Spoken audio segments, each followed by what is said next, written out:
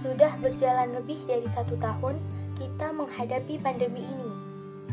Jumlah korban yang terpapar oleh virus ini masih tetap banyak dan belum menunjukkan tanda-tanda kapan pandemi ini akan berakhir. Ada banyak bentuk usaha yang dilakukan oleh pemerintah dunia, tak lain adalah untuk mengurangi dan menghentikan penyebaran virus ini. Salah satu bentuk usaha yang dilakukan adalah penerapan social distancing. Keputusan pemerintah menerapkan pembatasan sosial berskala besar sejak April 2020 berdampak luas. Di bidang ekonomi, pemberlakuan social distancing kemudian menjadi penghambat pertumbuhan ekonomi itu sendiri. Pertumbuhan ekonomi yang memburuk sepanjang 2020 tak terlepas dari menurunnya minat daya beli masyarakat selama pandemi.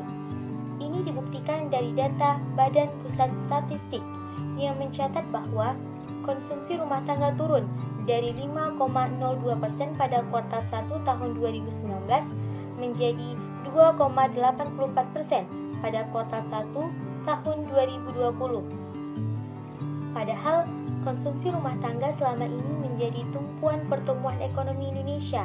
Pada tahun 2019, konsumsi rumah tangga memberikan kontribusi hingga 57% pada pertumbuhan ekonomi.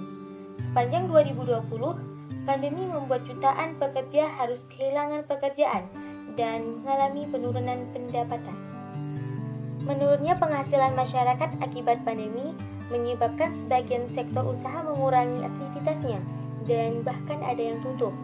Dan ini berdampak pada meningkatnya angka pengangguran dan kemiskinan. Gimana penjualan sebelum dan sesudah adanya COVID?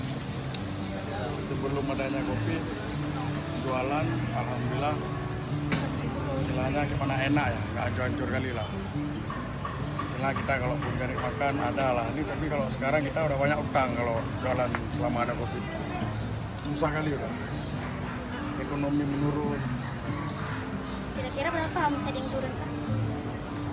Omset turun kira-kira sampai udah 60% lah. Adanya COVID terhadap penjualan gimana? Dampaknya kan dek, sebelum corona kita enak dagangnya deh. Apa yang kita jual tuh enak lah, banyak lah ya. Kami orang lah gede. Setelah corona gini kan, semua ada orang nggak berani katanya. Agak susah. Kira-kira berapa persen omset penjualan yang turun? 50% lah. 50% lah. Dengan adanya penurunan omset tersebut, usaha apa yang Ibu lakukan untuk mempertahankan keuangan? Atau ada beralih profesi? Ya deh, apa yang ada lah, pokoknya apa yang diminta sama pasien atau konsumen ya, Ibu cari. Oh, barang-barangnya apa yang diminta oleh konsumen Ibu sediakan? Caranya gitu, online apa disuruh bawain terus. Yang penting laku barang berjualan. Apa harapan Ibu untuk kedepannya? Harapan ke depannya supaya stabil lah, jangan ada corona lagi ya, biar enak. Ekonomi stabil, keuangan stabil. Sebelum adanya COVID, ramai orangnya, kita enak jualannya. Setelah ada COVID, udah sepi, lagi pula ekonominya udah merosot. Orang banyak yang nggak jualan. Saya udah lama ini baru jualan.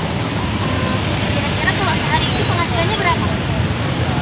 Kalau sebelum adanya COVID? Kita bilang kan penghasilan kalau semuanya laku, kita bilang kan sekitar 400 gitu kan. Tapi setelah ada COVID-nya udah kurang, malah kacang udah mahal, kami nggak bisa buat tempe. Pokoknya banyak lah keluhan bagi kami karena sudah gimana ya musibah itu ya, kita musibah katanya kan. Makanya kami udahan, saya aja pun semenjak ada COVID jualan adalah berapa sebulan ada semua jualan. Lalu saya ada kere tempe nggak buat sendiri itu ambil sama orang tempe mahal. Kira-kira kalau berapa omset penghasilan yang turun? Berapa persen? 5-6% kadang-kadang. Banyak kali kekurangan. Malah kami kan banyak yang nggak jualan seperti biasanya kayak kemarin. Kami kalau megah ramai, yang beli pun ramai. Ini cuma dulu aja. Karena mungkin orang takut gitu ya, Bu. Takut nih ya, ekonomi pun nggak ada. Kan dengan adanya penurunan penjualan kayak gini kan Bu, keuntungan, ada nggak usaha lain yang Ibu kerjakan? Saya ya parkir. Parkir. Berarti sambilan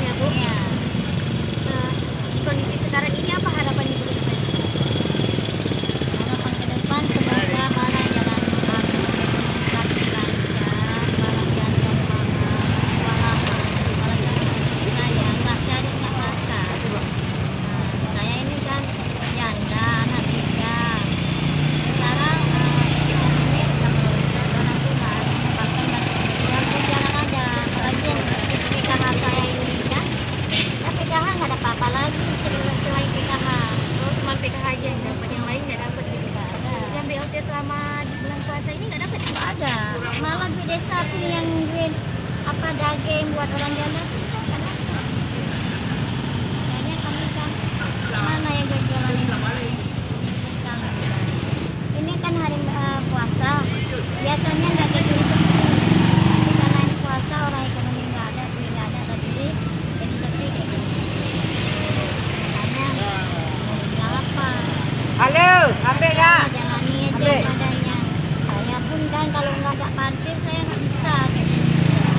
Ada sampingan iya. Dari hasil wawancara yang sudah saya lakukan, terlihat banyak yang terkena dampak.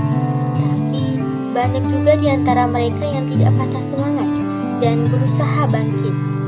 Beralih profesi pun terpaksa menjadi pilihan yang tak sungkan mereka lakukan. Semua demi bertahan di era pandemi. Mereka telah membuka mata kita untuk tidak putus asa. Sepanjang 2020, beragam kebijakan ekonomi telah ditetapkan pemerintah untuk menahan dampak negatif dari COVID-19.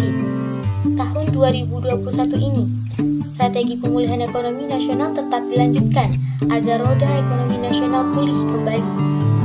KPCPEN, Komite Penanganan COVID-19 dan Pemulihan Ekonomi Nasional, dibentuk oleh pemerintah dengan membagi 3 tugas utamanya, yaitu Komite Kebijakan, Satuan Tugas Penanganan COVID-19, dan Satuan Tugas Pemulihan dan Transformasi Ekonomi Nasional.